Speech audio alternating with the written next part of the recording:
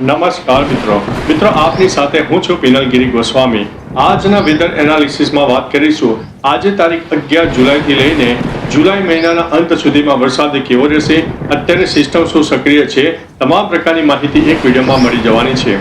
મિત્રો અત્યારે જુલાઈ મહિનાની શરૂઆતમાં વરસાદે 2 થી 3 દિવસ મેઘતાંડવ મચાવ્યો, દક્ષિણ ગુજરાતના અનેક ભાગોમાં ભારે નુકસાની પણ પહોંચાડી। પરંતુ અત્યારે જ્યારે વરસાદે વિરામ લીધો છે ત્યારે અત્યારે વરસાદની શક્યતા ફક્ત 10% ગણીને ચાલવી, કારણ કે ગુજરાત અને તેની આસપાસ જે મજબૂત સિસ્ટમ હતી તે મજબૂત સિસ્ટમ ઘણી બધી દૂર ચાલી ગઈ છે અને હવે એક કહેવાય કે આંશિક વાદળોનો રાઉન્ડ અને એક આંશિક વરસાદ પડે તેવી સંભાવના છે। મહત્વનું છે કે તારીખ 13 અને 14 જુલાઈની આસપાસ કચ્છ હોય, દક્ષિણ ગુજરાત અને સૌરાષ્ટ્રના કોઈ વિસ્તારમાં છાંટાછૂટી થાય અથવા તો નાનકડા વરસાદી ઝાપટા થઈ શકે છે, કારણ કે કોઈ વિસ્તારમાં 50 થી લઈને 72% સુધીનું ભેજનું પ્રમાણ જોવા મળી શકે છે। પરંતુ મિત્રો આ ભારેથી ભારે વરસાદ નહીં હોય, છૂટો છવાયો વરસાદ હશે।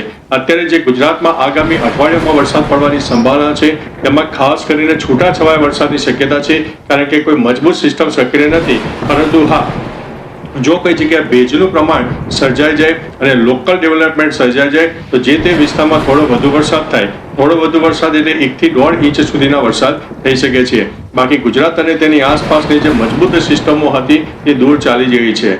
આગામી તારીખ કહી શકાય કે તારીખ 17 થી લઈને 21 તારીખ બાદ ફરીથી એક નાનકડી વરસાદની સિસ્ટમ સક્રિય થાય જે ગુજરાતને વરસાદ આપી શકે તેવી સંભાવના છે।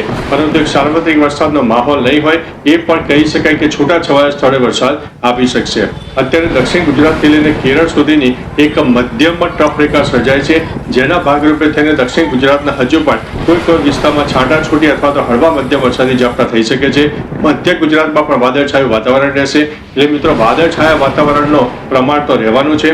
પવનની ગતિ 10 થી લઈને 20 કિલોમીટર પ્રતિ કલાકની ઝડપે રહી શકે છે અને કોઈ જગ્યાએ ભેજના પ્રમાણને કારણે લોકલ ડેવલપમેન્ટ થાય તો જે તે વિસ્તારમાં વધુ વરસાદ થાય। બાકી સાર્વત્રિક વરસાદનો માહોલ આપણને હમણાં નહીં જોવા મળે। તારીખ કહી શકાય કે 24-25 જુલાઈ બાદ ફરીથી એક વરસાદની મજબૂત સિસ્ટમ સક્રિય થાય જે ગુજરાતમાં સાર્વત્રિક વરસાદ આપી શકે છે। મહત્વનું છે કે મિત્રો અત્યારે જે ચોમાસાની હાલની પરિસ્થિતિ છે સમગ્ર ભારતને ચોમાસાએ આવરી લીધું છે, પરંતુ ફક્ત ચોમાસું આવરી લે તે પૂરતું નથી। ચોમાસાની સાથે સાથે એક વરસાદની સિસ્ટમો પણ અગત્યની હોય છે અને સિસ્ટમોના જોરના લીધે, ભેજના પ્રમાણને લીધે એટલે ઘણા બધા પરિબળો એવા છે કે જેના લીધે થઈને વરસાદ આવતો હોય છે। એટલે મિત્રો ફક્ત ચોમાસું સમગ્ર દેશને આવરી લે તે પૂરતું નથી। ચોમાસાની સાથે સાથે એક ભેજવાળી સિસ્ટમ અને મજબૂત સિસ્ટમ સક્રિય થાય તો ગુજરાતને વરસાદ મળી શકે તેવી સંભાવના છે। અત્યારે મિત્રો અરબી સમુદ્રના સામાન્ય ભેજવાળા પવનો ગુજરાતને મળી રહ્યા છે, પરંતુ કહી શકાય કે એટલો બધો પણ ભેજ નથી કે જે વરસાદ લાવી શકે અને નવી સિસ્ટમ ઊભી કરી શકે। એટલે હમણાં ગુજરાતમાં વરસાદે વિરામ લીધો છે, છૂટા છવાયા સ્થળોએ વરસાદ થઈ શકે છે।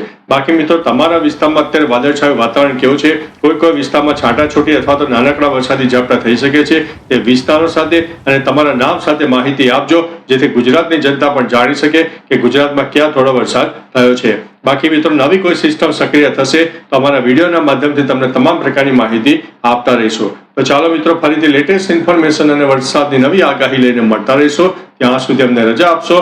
નમસ્તે।